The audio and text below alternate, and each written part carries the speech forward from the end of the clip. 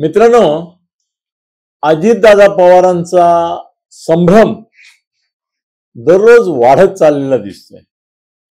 त्यांना कळत नाहीये बहुतेक की नेमकं आपण काय करायला पाहिजे. त्यांना हे पण कळत नाहीये की आपले सहकारी काय करणार आहेत. त्यांच्या हे पण लक्षात येत नाहीये की आपल्याबरोबर जे 40 लोक आले त्याच्यापैकी किती आपल्याबरोबर राहणार आहेत आणि किती आता बदल करून दुसरीकडे जाण्याच्या मार्गावर आहेत, हेही त्यांना कळत नाहीये. त्यांच्या हेही लक्षात येत नाहीये की ज्या ताकदीने सुरुवातीला अमित शहा आपल्या बाजूने उभे होते, त्या ताकदीने ते आता आहेत का नाहीयेत. परवा जाऊन ते त्यांना भेटून आले, दिल्लीला मोदी आणि शहांना जाऊन भेटून आले. पण परत आल्यानंतर त्यांच्यामध्ये काही चैतन्य संचारलाय, उत्साह संचारलाय, काहीतरी आशा संचारली आहे आणि कुठेतरी त्यांना असा एक आधार, दिलासा मिळालाय, काही खुलासा झालाय की ज्याच्यामुळे त्यांना असं वाटतंय की आहे आपल्याला महायुतीत भवितव्य आहे. असं काही घडलंय का, तर नाही दिसत आहे. आता काय म्हणतात ना, इतकी संभ्रमावस्था त्यांची दिसतीये की बरं, त्यांनी महायुती सोडली नाहीये अजून, पण आज बातम्या आल्या आहेत आणि मोठमोठ्या पेपरला आल्या आहेत, त्यामुळे त्यांची दखल घेणं भाग आहे. त्याच्यामध्ये असं एक चित्र उभं राहिलेलं आहे, नॅरेटिव्ह मांडलं गेलेलं आहे की अजितदादांना भारतीय जनता पक्षाकडून, बघा ऐका जरा वाक्यरचना ऐका, ज्या बातम्या आल्या आहेत त्या बातम्यांच्या आधारे मी बोलतोय की अजितदादांना भारतीय जनता पक्षाकडून असं सांगण्यात आलं आहे की तुम्ही महायुतीतून बाहेर पडा. काय करा?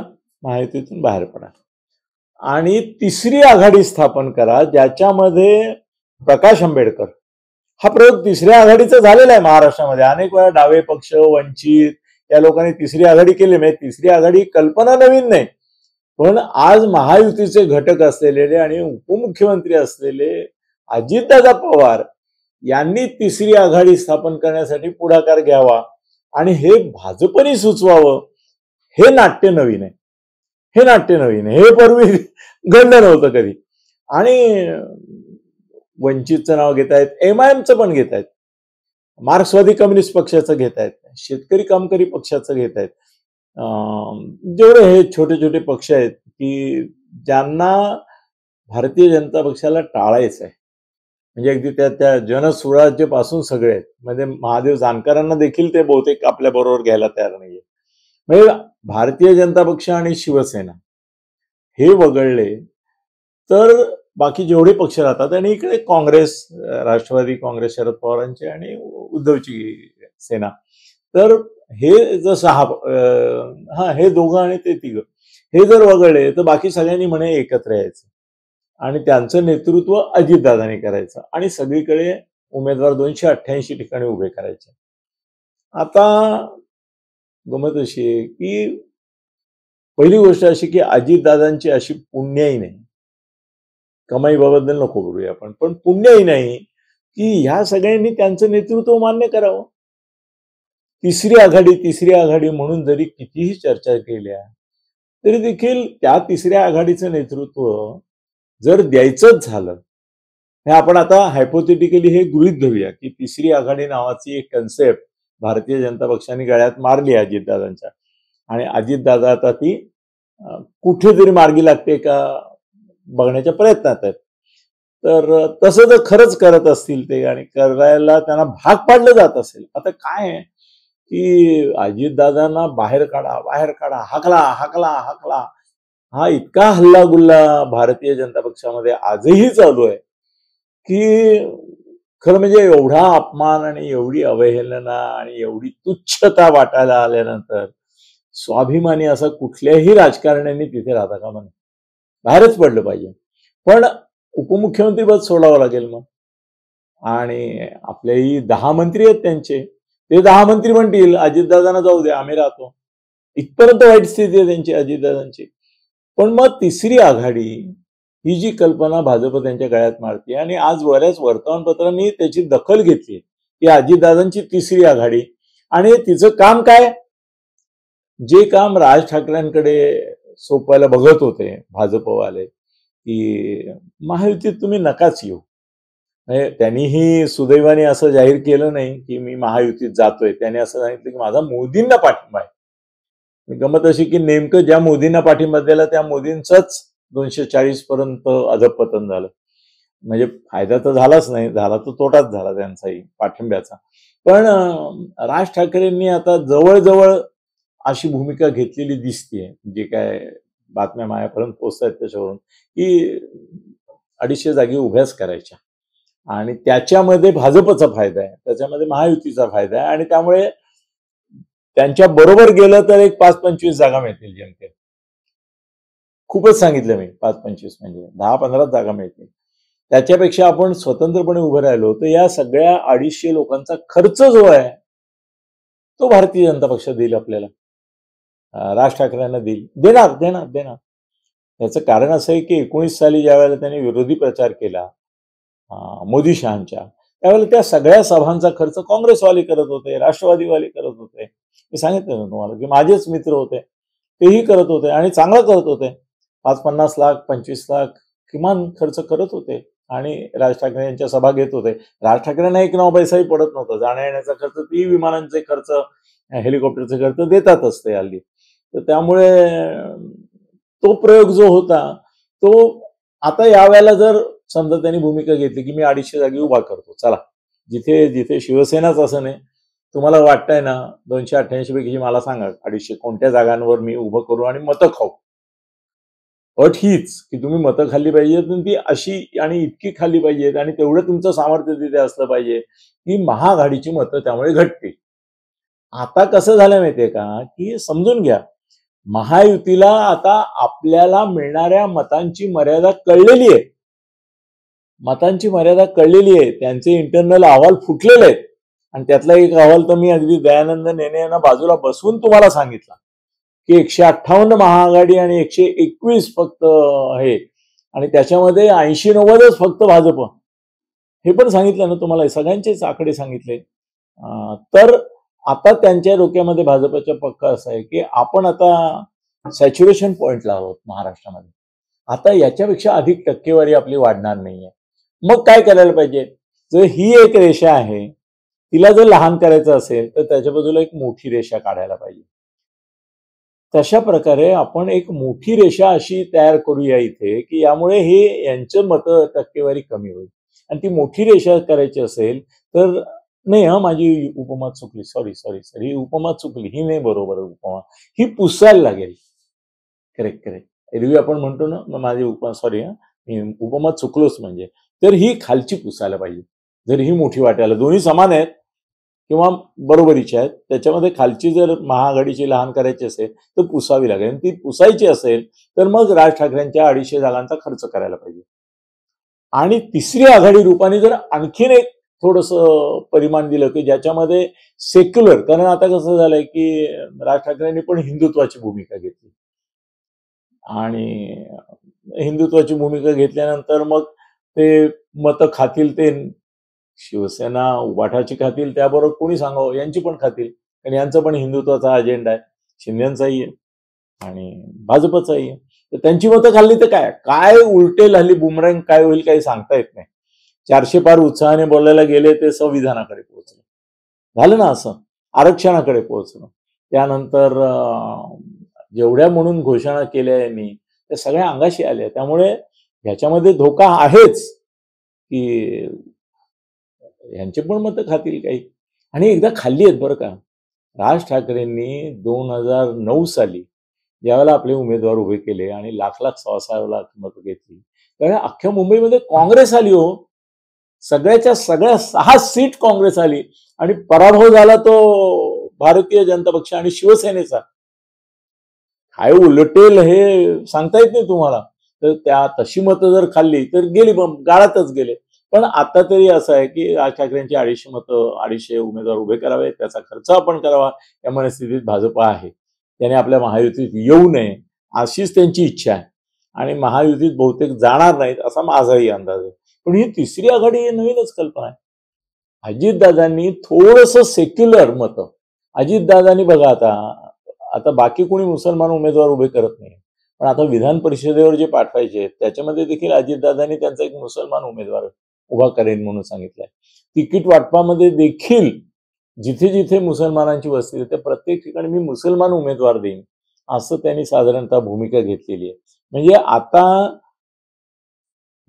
त्या तुमच्या मोदींचं राष्ट्रीय कर्तृत्व विकासाचं वगैरे वगैरे हे करता करता एक सेक्युलर याच्यातली मतं फोडण्याकरता म्हणजे हिंदुत्वाची मतं फोडण्याकरता शिंदे बिंदेची राज ठाकरे ह्यांची तुमच्या उद्धवची राज ठाकरे पण सेक्युलर मतं पण फोडायची असेल समजा काँग्रेसची शरद पवारांची आणि आता तो मुसलमानांचा मसिया आपला उद्धव सुद्धा आहे तर त्यांची तर एक असं पिल्लू सोडायचं की जे थोडंसं सेक्युलर पण वाटलं पाहिजे.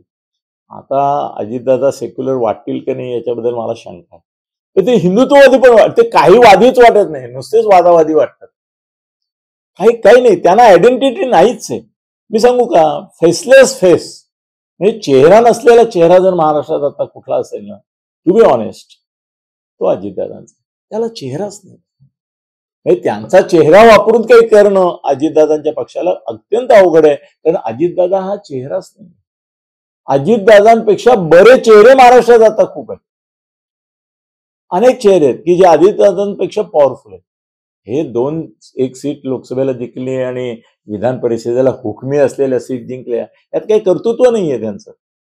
मुळामध्ये ही संगनमत होतं शरद पवार आणि उद्धव ठाकरे यांचं की मिलिंद नार्वेकरला निवडून आणायचं आणि बळीचा बकरा म्हणून जयंत पाटलांना त्यांनी उभं केलं होतं. बरं जयंत पाटलांना आम्ही उभं केलं हे क्रेडिट पण घेतलं आणि त्यांना पाडलं हे पण क्रेडिट जमा करून घेतलं आपल्याकडे. त्यामुळे त्याच्यामध्ये अजितदादांचे आले याच्याबद्दल 2 आले याच्याबद्दल काहीही कौतुक करण्यासारखं नाही. ठरवून दिलेली मतं होती तेवढी मतं होती इतर मतं मिळून झालं. त्यामुळे दादांचं काहीतरी उंचावलं बाबा आले बाबा 2 वगैरे असं काही नाही. राज्यसभेवरही हुकमी पद्धतीने येणारच होतं तसं झालं नाही का. तर त्यामुळे अजितदादा तिसरी आघाडी उघडतील असं जे आज वर्तमानपत्रांनी बऱ्याचशा लिहिलेलं आहे त्याबाबत मी खरं सांगू का तुम्हाला की अजितदादांबरोबर MIM जाणार नाही.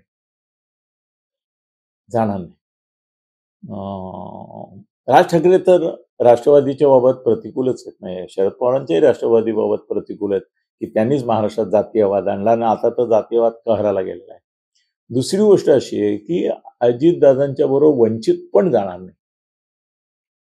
वंचित कुणाबरोबर जाऊ इच्छित नाही. वंचितची पॉलिसी डायरेक्ट अशी आहे की अजितदादांनी का सौदा करायचा की इतक्या जागी मी लढवतो मला पैसे द्या.